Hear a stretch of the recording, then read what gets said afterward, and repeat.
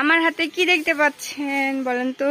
আমার হাতে আছে পেঁপের গাছের পাতা। আমি বাসার পেছনের দিকটায় এসে পেঁপের গাছের পাতা ছিঁড়ে নিয়ে বাসায় যাচ্ছি। তো ভাবছেন যে পেঁপের গাছের পাতা দিয়ে আমি কি করব?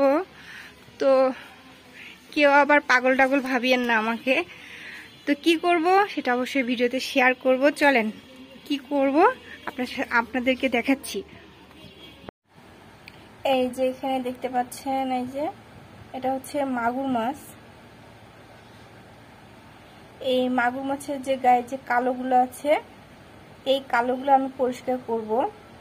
তো যার কারণে আমি পেঁপের পাতাগুলো গাছ থেকে ছিঁড়ে নিয়ে এসেছি। তো এখানে আমি এখন পেঁপের পাতাগুলো দিয়ে দেব।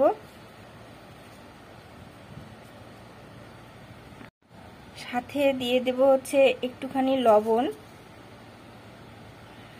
আর এখানে হচ্ছে দুইটা হচ্ছে মাগুর মাছ ছিল, মানে মানুষ কম তো যার কারণে এখানে দুটা মাছ। আর ভাবলাম যে আপনাদের সাথে যেহেতু আজকে আলু দিয়ে একটু মাছটা বিরান করব, তো যার কারণে ভিডিওটা আজকে আপনাদের সাথে একটু শেয়ার করলাম। আমি কিন্তু খুব পারদর্শী না সবকিছু বিষয়ে, বা আমার সেরকম কোনো জ্ঞান নাই, কিন্তু আমি যেভাবে করি সেটাই আমি আপনাদের সাথে তুলে ধরলাম। তো দেখতেই পাচ্ছেন আমার মাগুর মাছটা পরিষ্কার করা হয়ে গেছে। একটু দেখাচ্ছি আপনাদেরকে। এই দেখেন, যেদিন এই মাগুর মাছগুলো নিয়ে আসা হয়েছিল সেদিন আমি একটু অল্প করে পরিষ্কার করে রেখে দিয়েছিলাম, কেননা হচ্ছে আমার একটা ছোট পিচ্চি আছে।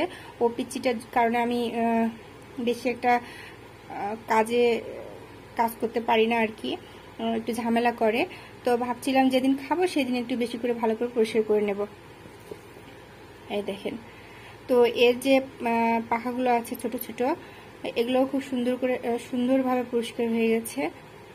তো আপনারা চাইলে এই পদ্ধতিতে ব্যবহার করতে পারেন। তো এখন আমার হয়ে গেছে, আমি আরেকটু পরিষ্কার করে নিয়ে এখন এটা কেটে নেব আর কি।